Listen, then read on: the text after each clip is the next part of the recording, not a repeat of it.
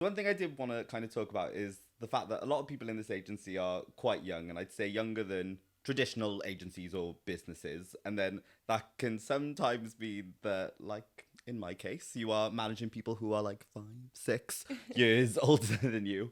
And I just want to know how you felt about that and if that ever feels like a little bit daunting. I think definitely it's gotten better over time, if that makes sense. You know, for the first year and a half of the business, it was just Jack and myself. Some of the like internal battles that you kind of have are, you know, we hired our first person who was an exec, and then you kind of get to the point and you need to hire people that are more talented, more experienced than yourself. Like ultimately that's your job as an MD or owner of an agency or any business, is to hire people that are better than you, because if you're the best person in the business, you don't have a business. The internal battle that comes with that is you want to hire the most experienced and best people that you can possibly get, but then in the back of your head you're like, well, how am I going to manage them? Like, am I good enough to manage these people? Like, am I going to be able to give them what they need? And so that can be a little bit daunting, but I think that's quite a dangerous mindset to get yourself into, because ultimately you're just going to put your business in a detriment because of that. And I think it's all like, I always say to people whenever they come in, particularly if they're in like a senior role and they're older than me, be like, I'm still learning. Like, I can learn as much from you as you can learn from me. If I can probably learn more from you, to be entirely honest.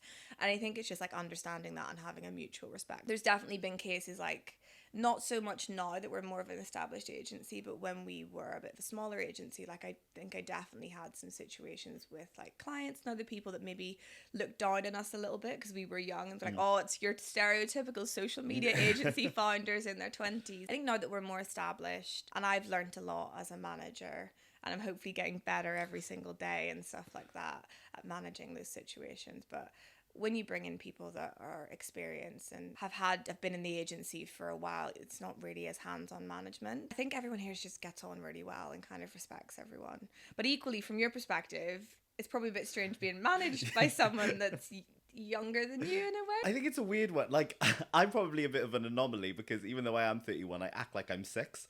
So everyone kind of feels like older than me anyway. But I think I don't know, it's a weird one because I feel like I've got like life experience, Yeah. which then makes me, when I'm getting like managed by someone that's younger than me, I'm like, if only they knew the things I've been through.